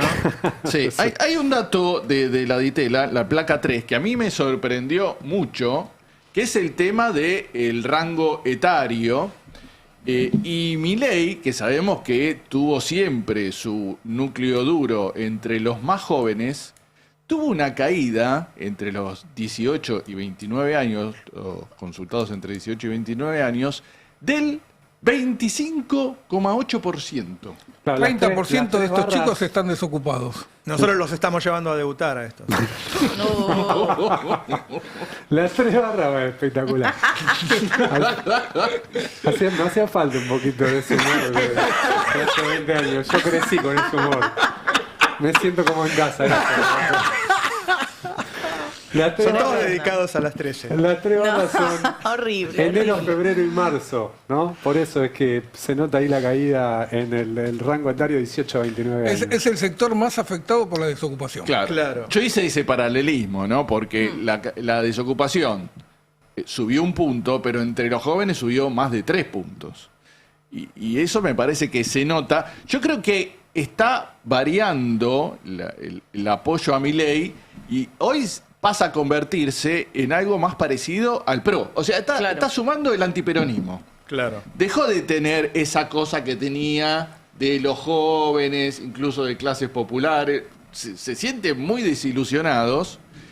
Ahí lo marca el índice de confianza. Por primera vez dejaron de ser los más jóvenes los que lideran el apoyo a Milei. Esa es una palabra interesante, desilusionado, porque la gente se ilusiona y no quiere desilusionarse después. Tiene una resistencia a desilusionarse, quiere creer en lo que votó, quiere agarrarse de algo. Y como el discurso antiperonista sigue muy fuerte, yo veo en TN, los periodistas indudablemente deben tener un acuerdo de minutos, ¿no? Decir, bueno, vos podés hablar 5 minutos contra el gobierno, pero me lo compensás con media hora contra el kirchnerismo. Es muy fuerte, ¿no? Decir, bueno, estos son malos, pero los otros son peores, queriéndole vender al público un tercero que no existe. Claro. Totalmente. ¿Dónde está el tercero? ¿Cuál es el tercer espacio? No hay tercer espacio. Sí, y lo de Adorni fue muy fuerte porque visualmente, digo, vos tenías un tipo que en su propia corporalidad se nota que se puso plata encima, digamos. No sé cómo decirlo más amablemente. En la cabeza se nota mucho. Claro. Ay, o me sea, la perdí, ¿qué dijiste? Perdón. que era pelado antes. No, que se estaba Ah, bueno, hablando de los cuerpos ajenos. Te estuvo esperando un año. Un año te estuvo esperando Roberto. Grabámele a Gonzalito que lo vamos a poner todos los días. Cada vez que me agarre a mí, me mire con esa cara, le vamos a poner el pelado. La cara de desaprobación social. No, yo no tengo nada en contra de los pelados, ni mucho menos en contra de la ¡Ay, gente tengo un amigo que... judío! No tengo un amigo pelado. No, mentira. La plata del sembrado viene de la corrupción. Eso está diciendo. No Eso salís estoy más de ahí, no diciendo, salís más. Eso estoy diciendo, que es llamativo porque sale plata ponerse pelo en la ¿Es cabeza. caro? ¿Es caro? Y es No, caro, no sé. obvio, es un Le infarto. entraron No, 3 debe propiedades salir. que no declaró y vos hablás de la peluca. Porque visualmente se le nota que se puso plata encima. Es como el que aparece y de repente No salís cambió más de ahí, no totalmente. Es difícil que salga. Está más colorada que de lo Sálvame, Gaby, sálvame. habitual. 1,5 lucas verde el sembrado. Bueno. ¿Sí? Sí. $1.500. Ay, Sí. yo estoy necesitando acá. No, Cada no queda sembrado. bien, no queda bien. Ah, tienen que ¿necesito hacer- 1.500 en cada lado? 2-3 tandas te hacen, sí. Y pero Adorni entonces necesitó 5 tandas. No, porque más de 3 creo que no te hacen. De todas ¿Cómo formas, llegamos Estoy a acá? favor, No estoy a sé. favor de que se haya sembrado pelo. Está muy bien. Yo no tengo nada en contra de los pelados. Está en Candelaria, me solidarizo con vos. La verdad es que no hay que discriminar, es con todos. El peronismo tiene que volver a ser el peronismo. Tampoco tengo nada en contra de las mujeres. Lo tiene que aclarar, ¿viste? ¿Y de los inmigrantes? ¿Tenés una amiga mujer? Bueno, tengo más de una. Yo lo que digo es que el país entró en decadencia cuando Evita les permitió votar, pero no es personal, Candelaria. No. La liberación de la mujer, la sociedad no ganó nada y perdió 3 generaciones de cocineras. Pero... ¿Qué? ¿Qué dice? Porque se perdieron los oficios, Candelaria. Claro, lo maternal. Estoy trabajando por la unidad del peronismo y la unidad nacional en general. Un movimiento en el que se sientan cómodos Lali y Tini, Marisa Bali y Mariana Brey, Cugini Piazza, el Turco García, bien amplio. Todos incluidos, la Joaquín, Miguel Granado, tiene que entrar Wanda Nara, pero también la China Suárez y Icardi. Es así, el peronismo siempre fue cristiano y machista. ¿Qué quieren inventar? Perón era militar, todo bien con los indios, la guaipala, la musiquita del norte. Me agarro de lo que dijiste, Navarro, cuando llevo gobierno... No me pegues a mi composición, puta. ¿Cómo es cuando se Cuando seamos gobierno, vamos a reabrir todos los cabarets para que debuten los pibes. Yo lo que digo es que si ponemos, en cuanto debuten los pibes se hacen peronistas. Oíme, si ponemos un cabaret por cuadra se termina el neoliberalismo. Piénsenlo, muchachos. Qué terrible. No tengo nada en contra de las mujeres igual. Libertad para Se lo aclaro por si las dudas. No, la que trajo a esta mesa esta problemática de los muchachos que yo ni conocí fue ella. No, y los pelados menos, me caen bárbaros los pelados. ¡Ay, los pelados! Zeta Bocio, Trebuca, hay varios que me caen bien también. ¡Me cae bien! El problema es ser pelado y virgen. Ese es el problema. Lo ampliamos en otro momento. No amplíes más. Un abrazo grande, ¿eh? Che, ya está llegando gente, ¿no? Ya hay gente en la... Yo no sé si habrán ido todos los que estaban ayer. Había mucha gente dispuesta a quedarse, me parece. Sí. No sé si se quedaron toda la noche. No, era hasta las 12 de la noche la ¿Vos te quedaste a las vigilia. 12? Yo me quedé hasta las 12, por eso me costó mucho levantarme hoy. Pero fue espectacular, realmente fue muy movilizante. Y Te mandé venimos una de foto ahí, actividades. ponela que estábamos con Ari, con el... Sí. Venimos de actividades muy movilizantes. El fin de semana fue la Feria del Libro en el espacio de memoria, que a mí me tocó ir el sábado, que el sábado hubo un clima terrible acá en la Ciudad Autónoma de Buenos Aires, parecía el apocalipsis, el cielo negro, y yo estaba yendo y decía, uy, qué pena que toque un día así. Y llegué y estaba lleno de gente. Dije, Claro. qué hermoso Claro. de familias, de gente joven. También me parece muy importante lo que hizo Olga en relación a llevar este grupo Así es. de tapados de laburo. Bueno, no me acuerdo cómo se llama el programa, perdón, pero este grupo de chicos que tienen 25 años y que fueron ahí al recorrido de lo que es Claro. el recorrido de la ex-ESMA, a hacer preguntas, que son las preguntas que tienen los jóvenes, y me pareció importante eso también. Sí, es importante porque es un streaming muy visto y no politizado, vamos a ver. Claro, y no Sí. por eso vale tanto que lo hagan. Ayer estuvimos con Ari, me emocionó mucho porque estaba ahí la cosa generacional, ¿no? Estaba Julia, estaba Ari, estaba Saro, yo no lo conocía. Flavio. Sí, no lo conocía. Y estaba Anguita, que estuvo detenido, estaba 7K, el gato y yo, casi 60 tenemos. Casi 60. 66 es casi 60. Arriba de los 50. Arriba de los 50, claro. Sí, la tenés vos, ¿no? Bueno, no, y lo otro que te había pasado, Tano, que lo quiero escuchar a Patricia Bullrich hablando en contra de... Ahí la tenés, sí. De los Hablando beneficios sociales. En contra de los beneficios sociales, yo digo, ¿cómo llegó a la conclusión de que se pueden decir esas cosas en la Argentina? ¿No? Porque ella quiere ser jefa de gobierno o presidenta o no sé, lo que pueda. Yo creo que tiene los ojos... Ponela, quería mostrar nada más ahí. Me gustó mucho. Ustedes no saben cómo le gritaban, cómo lo querían a Ari. Y es muy importante eso, es muy importante la renovación de los cuadros. ¿Sí? A mí me parece que... Y las herencias, ¿no? O sea, que todo el tiempo vayan apareciendo, acá como está aquí la joven que habla de los pelados, y no, en serio, para mí es muy relevante. Ahí estaba Anguita, que estuvo detenido, por supuesto. No me acuerdo el nombre de la chica de la sudestada, ¿ustedes se lo acuerdan? que está al lado de Julia. No veo bien. Bueno, después sí, es una foto que, bueno, la Sí. sacamos acá a la gente del Destape. Vamos a ponerla a Patricia Bullrich, me parece interesante para comentarlo. O sea, una Patricia Bullrich que se atreve a hacer campaña hablando en contra de los beneficios sociales, de los beneficios que le dan a los laburantes, ¿no? Pónelo, a ver. Mi salario más que me pagan cada tanto un Uber o un taxi para volver, o me pagan el almuerzo, o me pagan la guardería de mi hijo, o XXXXX. Las llamados beneficios sociales. Bueno, nosotros sacamos totalmente los beneficios sociales. Lo que se terminaba logrando con esto era fundir empresas. Lo que está pasando todavía con aquellas que quedaron atrapadas entre la ley y el momento en el que ya se está hoy teniendo una nueva fórmula con la tasa pasiva del Banco Central de la República Argentina. A mí me lo mandó Felipe Piña y yo le estaba por decir, no, debe ser inteligencia artificial. No puede ser. Ahora, voy a explicar porque por ahí la gente parece un detalle, ¿no? O sea, la ganancia del empresario respecto a lo que se lleva el trabajador, no sé, ponerle vos producís, no sé, frascos de aceite, qué sé yo. Y al empresario le queda 10 pesos por cada uno. Y a vos te da 1. Después, entre todos los beneficios sociales, te da 0,3, 0,4, si querés 0,5. Te llevaste 1,5, ¿se entiende? Forma parte del todo. Hay algunos que son ahora nomás, un aguinaldo, unas vacaciones, otros que son postergados, como puede ser una jubilación, o cosas de todos los meses, como puede ser... Todo eso conforma tu ingreso, es parte, no es que te lo regala, que es bueno, que se está fundiendo, es parte de tu ingreso. Ahora, el empresario sigue ganando mucho más que vos, no es tu socio, no te hace un favor, ¿no? Porque esa cosa que, viste... Los buenos que son los empresarios que dan trabajo. ¿Cómo dan trabajo? Vos estás laburando para que él gane guita. No que él te hace el favor de darte trabajo.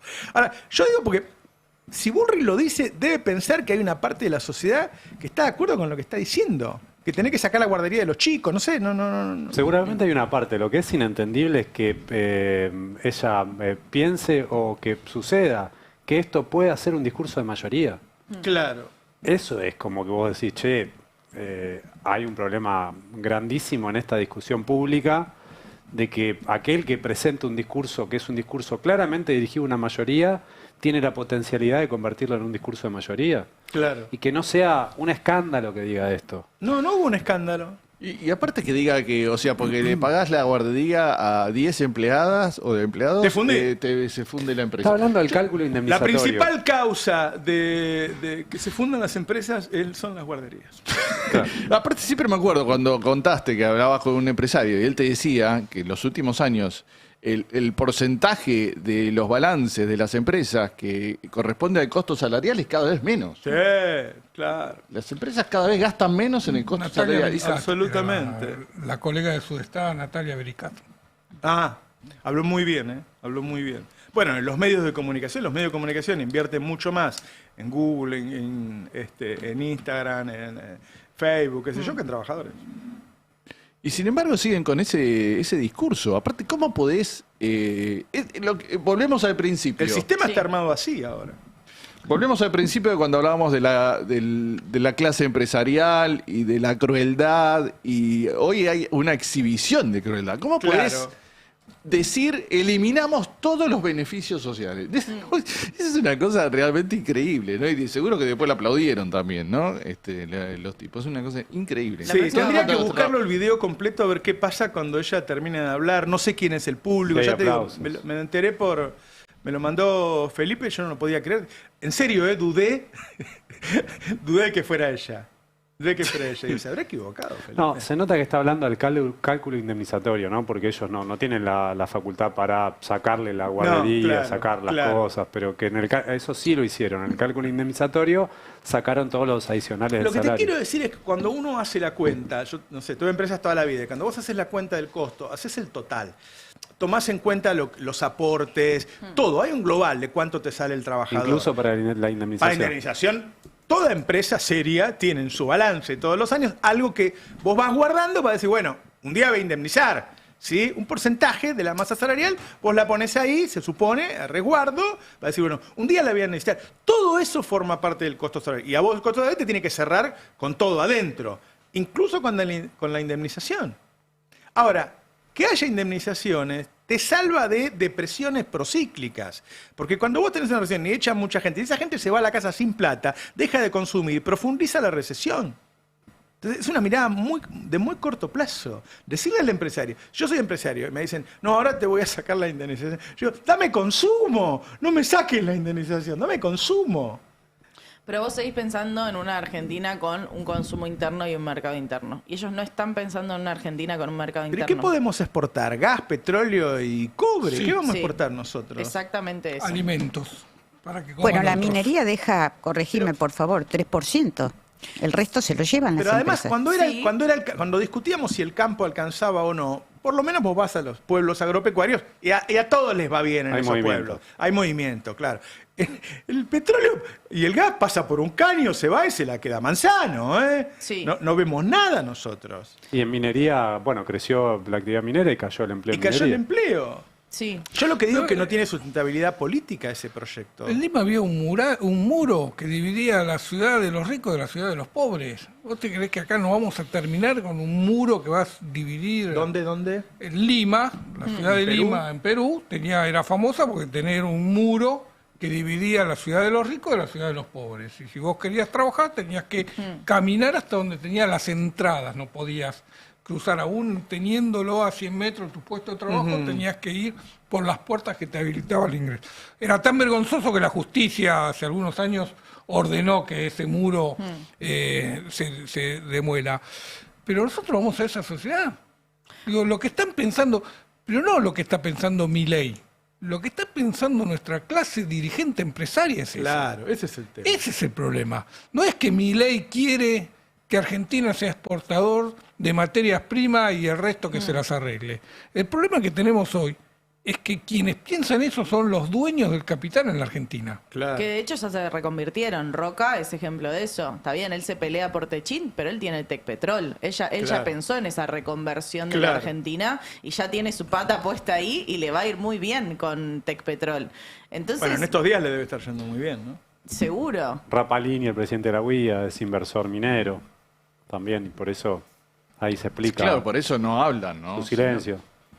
El otro Todos, día. ¿no? Midlin, Manzano, todos. Bueno, en los 90 había pasado eso. Mientras se destruía la industria, vos ibas a hablar con los capos de la UIA y todos habían comprado campo. Claro. Entonces decía, bueno, ¿por qué no reaccionan? Bueno, si tengo campo. qué Porque sé ya yo. están ganados. Ya están ganados, Sí, claro. El tema es qué pasa con el resto de la población. Y vuelvo a Perú, porque el gobierno lo usa como ejemplo. En Perú hay minería artesanal. Digo, como la única fuente de valor es la actividad extractiva, hay personas que se organizan y hacen minería y hay toda una tensión entre la minería formal y la ilegal, porque la minería artesanal o la minería ilegal muchas veces usa métodos que son peores para el ambiente, que son más rápidos, que las empresas a veces no pueden usar, y hay toda una tensión ahí entre gente que está buscando a su vez una fuente de trabajo, que es la minería. ¿Por qué? Porque no hay otra cosa, más allá de la venta ambulante, más allá del subsistir en el día a día, que es lo que sucede en Perú, que lo hablaba con Daniel Kotzer, que es de la Confederación Sindical Internacional, que decía, bueno, pero Argentina tiene otro recorrido, porque Argentina viene de trabajadores que estaban incluidos en el mercado formal, Perú no tiene esa trayectoria, Perú siempre tuvo una informalidad muy alta. Tenemos 30% desocupados entre los menores de 30 años. Ya no hay Exacto. más esa cultura del trabajo que hizo grande a este país. Ese es el problema. Vos preguntabas, Techín, Roca, está cobrando o está recibiendo $55 más por cada barril de petróleo que extrae de Vaca Muerta. Y no lo está compartiendo con el resto de la sociedad. Claro. No lo está usando para financiar actividades industriales o para financiar nuevas inversiones que actualicen y mejoren el parque industrial argentino. Se lo está llevando al bolsillo. 30% de desempleo de los jóvenes. Vos sabés que estoy escuchando incluso entre economistas heterodoxos diciendo, bueno, cambió el empleo formal por el empleo precario, que son los monotributistas. No es un empleo el monotributista. Yo no puedo creer que repitan eso. Tiene que haber guita y una contraprestación para que haya un empleo. Si vos te anotás para pagar 200 lucas por mes y vas y sos plomero o sos, qué sé yo, no es un empleo. No es un empleo. No repitan más eso de que es un empleo. Si se fijaron que cuando piden un Uber, por ejemplo, u otro de taxi, te dicen el asociado se está acercando al punto de destino.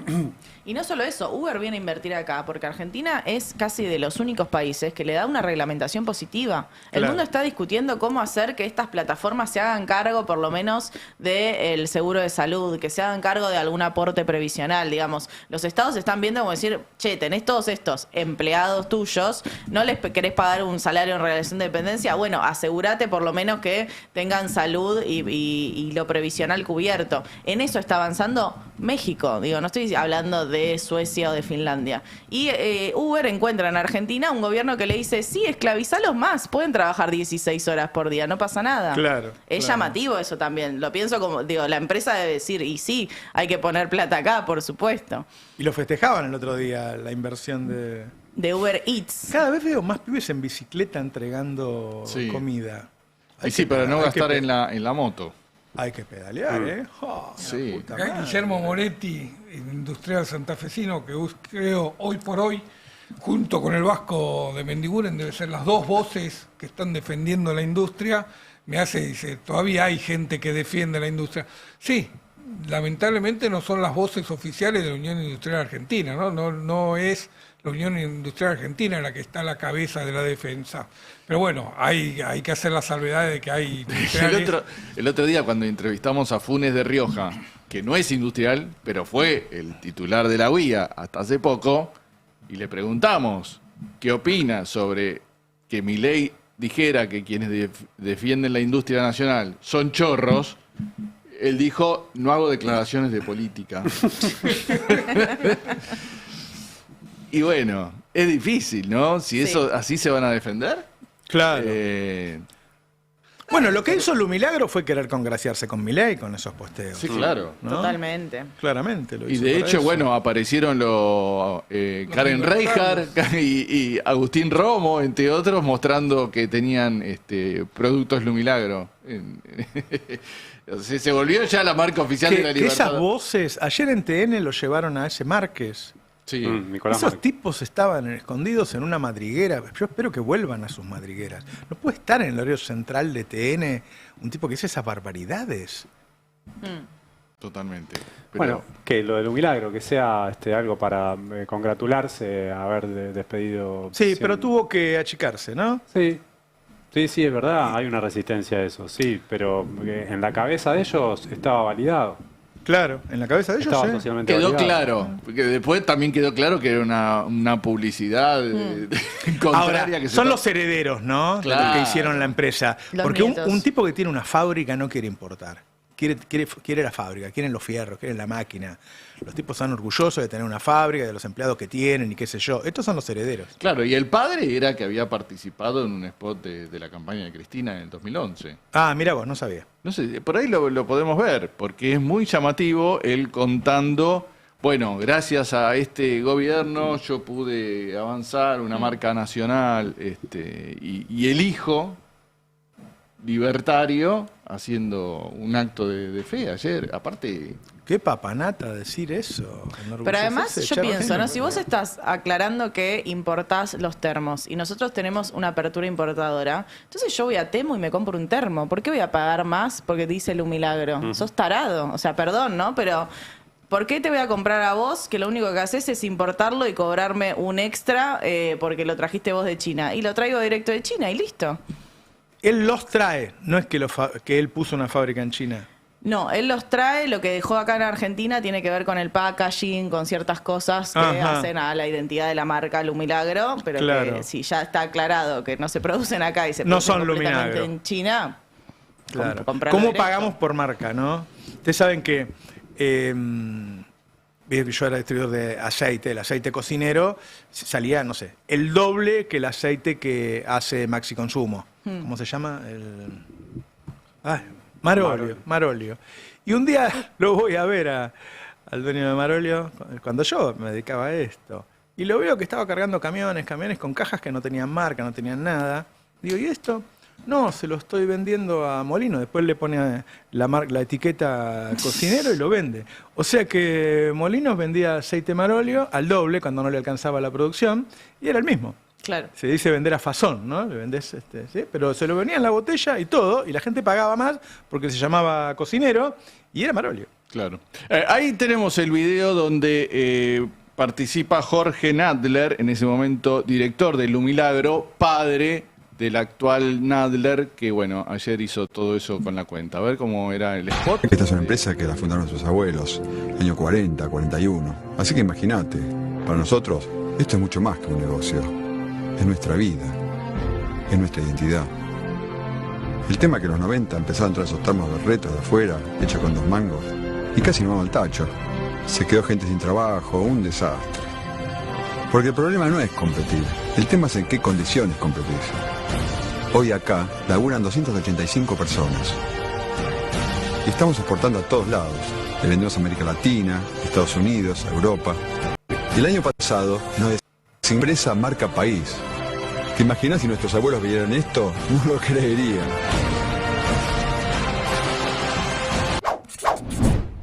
Bueno, acá tenemos la clave. ¿Qué pasó entre una generación y otra, no? De los Nadler para uno defender. Yo no voy a volver a decir lo mismo de estos chicos jóvenes, pero que no pasó. No, un papanata, porque además decirlo, qué sé yo, ya que lo pienses me da bronca, pero que lo digas, porque están envalentonados y piensan que puede decir cualquier cosa. Como Patricia Bullrich, una locura. Nos tenemos que ir, Tano. Che, Adrián Murano está, ¿de dónde sale Adrián Murano? ¿La gente de su equipo? Bernardo Irigoyen, 9 de julio, ahí está el destape en este momento. Desde ahí va a salir Verdades Afiladas, Adrián Murano. Bueno, vamos todos a la plaza, ¿sí? Nos vemos allá, todos y todas en la plaza. Dale, un abrazo a todos y a todas. Chau, chau. El Destape 1070. El Destape 1070.